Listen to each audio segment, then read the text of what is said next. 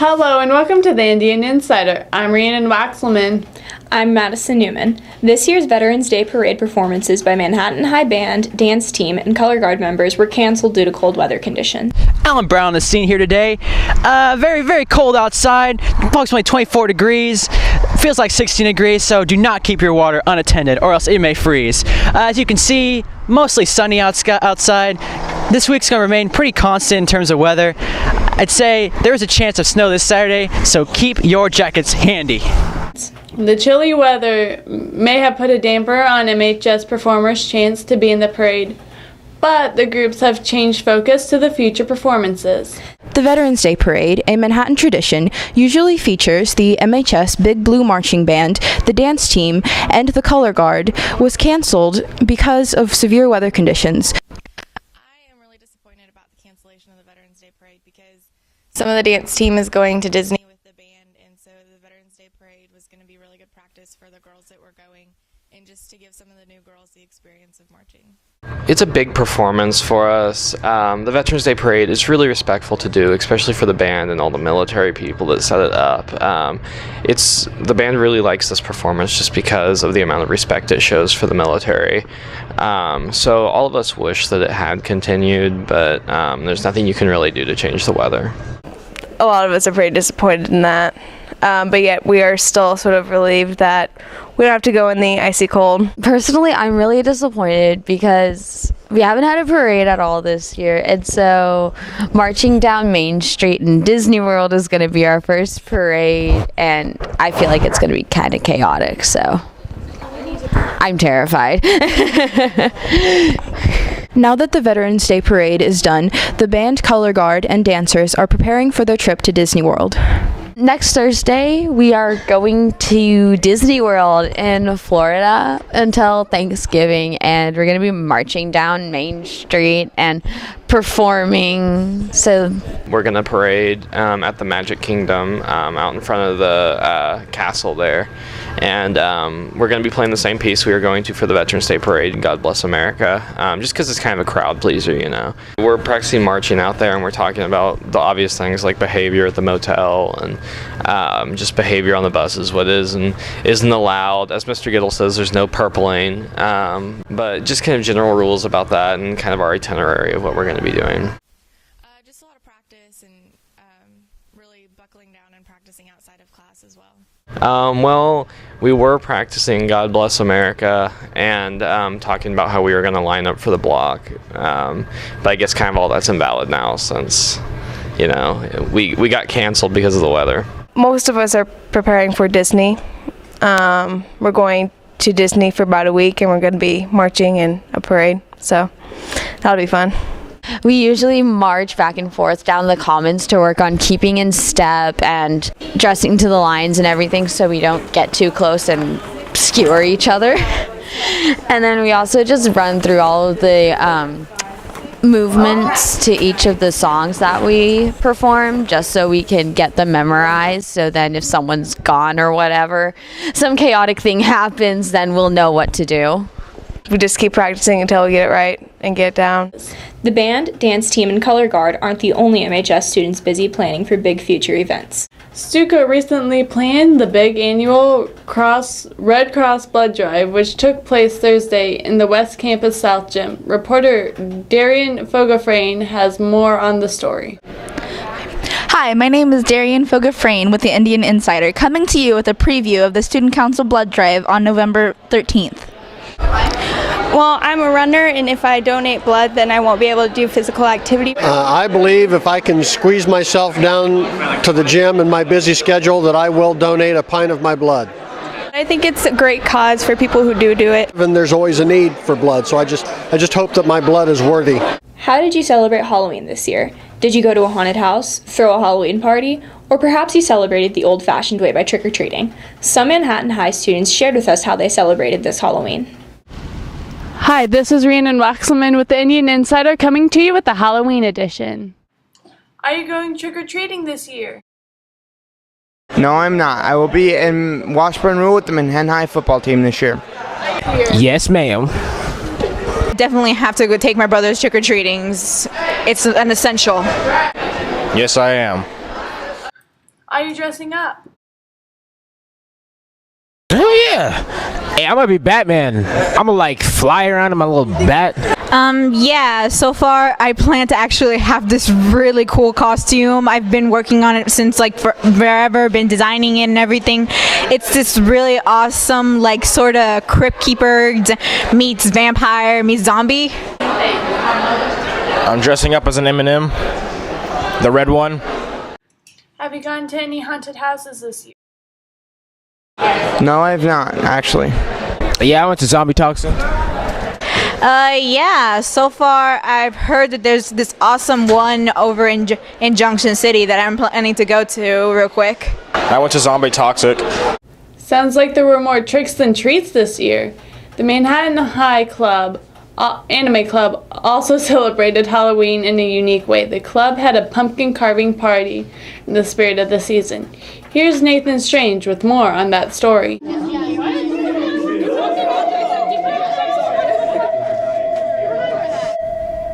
Thanks, guys. I'm here where after school, the Anime Club got to have a party and dress up and play games, which they normally don't get to do. We normally just watch anime and we kind of discuss what animes we're going to watch next and how we're going to raise money to go to NakaCon as a club. Most time in Anime Club we don't get to dress up because it's not a party. Well, this time we get permission to dress up so we can all wear wigs and not knives, obviously. We're still at school, but we can wear wigs and bloodied outfits and actually enjoy ourselves. And we're not usually able to go out there. We have to stay inside, and there's no food either. Many of the members have been interested in anime since they were little kids. One anime member goes into detail as she describes her experience with it. I've been in anime by definition since I was really little. I got bred into that. My mom gave it to me when I was like 5, and I've loved it ever since, and that kind of started everything. I try reading them more than I try watching it, because to me, reading it's a bit better because you get better info, better drama, better dialogue. I love dressing up. Like, I'll come to school and I'll have my dress up days. Like, I'll have full Hello Kitty days where I'll wear everything Hello Kitty, or I'll do Gerda or some other random day, and I like dressing up. Dressing up's the best thing ever. It's safe to say MHS had a music-filled week. Hi, I'm Joseph Sell with the Indian Insider, and I'm reporting outside the choir room after the choirs performed Friday at Eisenhower with some of the elementary schools around town. The chamber choir sang "Give Us Hope" with local elementary students.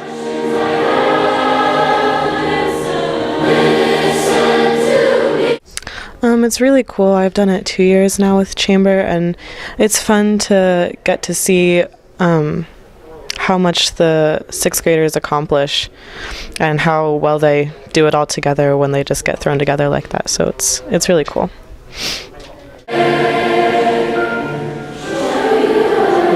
Cast and crew members of this year's fall musical Hairspray have been hard at work for months to produce a vibrant show they put on this week. Hello, I'm Miranda Hairgrove with the Indian Insider, and I'm on the set of the MHS fall musical Hairspray, which took about 3 months in the process of getting this wonderful production together. I put a lot of work into the show. I think rehearsals were like rule till 5 or 6. Leads, especially me, I was here till about 6 every day. And then we're here from 4 to 10 for dress rehearsals, so we're here a lot. We do a lot. To prepare for the musical, we have to do a lot of stuff. As you know, we've been rehearsing since September. These actors had to learn all of their songs, all of their choreography, and some of them had to learn blocking and stuff. We've been doing all that to prepare, and then just now last week we've added costumes and hair and makeup and all the lights and sound stuff that we need to make the show look and sound good.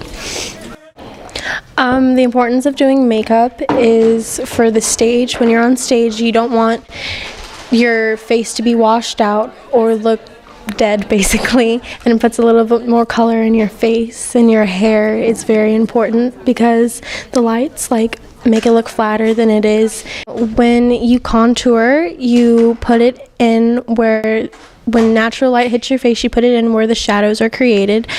And highlighting, you put it where the sunlight hits your face naturally and makes it lighter. I'm really invested in the show because I've wanted to be Tracy for a really long time. I relate to her a lot because, obviously she's bigger and she struggles, and I like how happy everything is and how it's all a happy ending and everyone gets along in the end and it's all rainbows, and I love that it can just be good and everyone can smile at the end.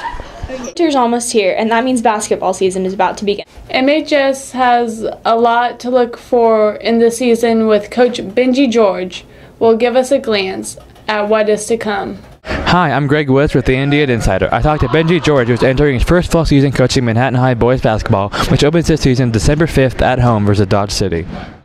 What kind of role do you expect Gabe Aubrey to step into this year? Gabe is going to be a real X factor for us. I mean, he can do so many things. He rebounds the basketball very well for a guard. He scores it well. He's started to get more aggressive with driving the ball to the basket. And I think he found in that area an area of his game that he can have success with. So, and Gabe is going to transition into more of a leadership role for us too, and that'll be an important part of what he does for us. What kind of impact will Peyton Stevens' absence have on the team? I think just meshing a group of guys that they need experience playing together. I mean, the dynamic of our team is going to be a little bit different. We're going to have probably more younger guys playing. But we had an unbelievable summer. I mean, we had incredible success this summer. They started to get comfortable playing with each other, and I think that's part of it. And then I think part of it is just getting through the transition of my expectations and how I'd like for them to play. That does it for this edition. I'm Madison Newman. And I'm Rhiannon Waxelman. Thanks for watching Indian Insider.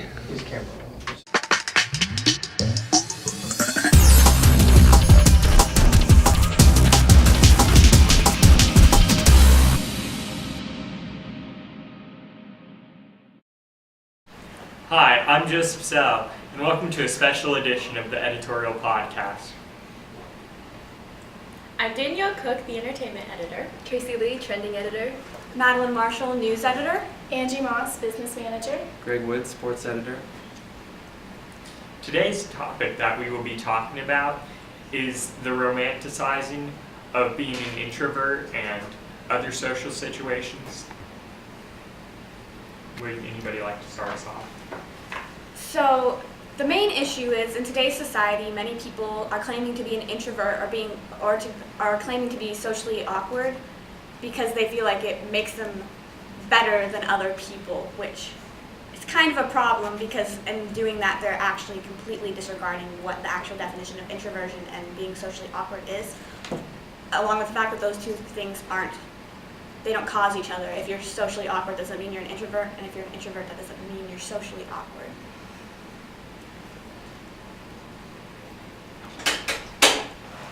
I agree with that because I think that people are just like, oh, don't talk to me because I'm socially awkward, I'm introverted, I don't like people, but then they go and talk to a bunch of people and they're just like, oh yeah, I'm actually fine talking to people, I'm not socially awkward, but I'm going to say that I am so I don't have to talk to some of you guys. Right, so the definition of being an introvert is not a dislike of people or a dislike of talking to people, it's the fact that talking to people and socializing can be draining. So people who are introverted tend to gain energy by spending time with just themselves, but they still are capable of being social and talking to people. It's just far more draining than that of someone who's an extrovert, in which case they gain energy from talking to people and they don't enjoy being alone. I think using any sort of I'm introverted or socially awkward to get out of doing something is just a sign of laziness and should not happen whatsoever. Yes. There's people in my 4th hour, they get out of presentations all the time because they're like, oh, talking to people gives me anxiety, I can't do this, I'm not going to present, I'm actually not going to do your assignment because I can't talk in front of people. That annoys me so much. Yeah, anyone can talk to anyone or in front of anyone. I mean, it's kind of either if you have a problem with it, it's all in your head, or you're just saying it to get out of something. I don't fully agree with that. I don't believe that everyone can just talk to anyone, because being socially awkward, that is something that happens, and people do get anxiety, and those mental illnesses are real things, and they're very terrible things to have to deal with. that's not the problem. People who are dealing with that, they have to deal with that, and they might not be able to talk to people. But the problem is people are taking these things, and they've never been diagnosed. They've never done anything to actually prove this. They're just people who aren't socially awkward using that label in order to get out of things. That's the issue. The actual disorders of anxiety and being socially awkward and other things of that nature aren't a problem at all. Those are real things, and they aren't just in your head. It's an actual mental illness. And I feel like that's also an issue, people not acknowledging mental illnesses as being real. But people who just don't have that and it's not like proven, that's like the problem. They just use it to get out of things even though it's not real for them.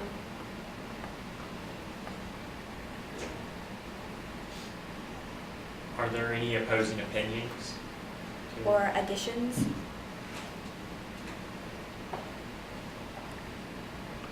Tracy, I know you wrote a column a couple of weeks ago on mental illnesses and them not being treated as real illnesses. What are your thoughts on that in regards to social anxiety? Well, like everyone else already said, if suffering from anxiety and like being socially awkward is a real thing, and there are a lot of people who suffer from that, and but then there are also the people who don't, and they say they do to get out of things or to seem like quirky or whatever. But I think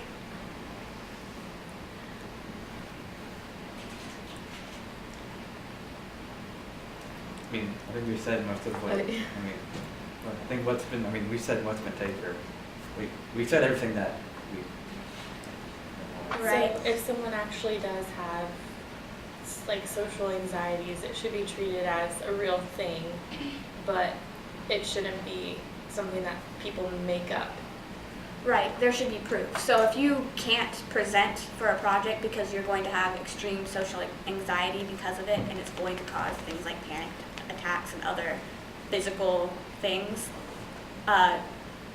you should have a note or something proving it, I guess. That's one way to prove it, I suppose. There's a difference between like going to a teacher and telling them that you don't feel comfortable doing this because of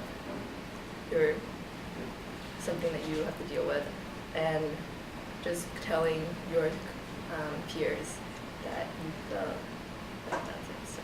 Right. So.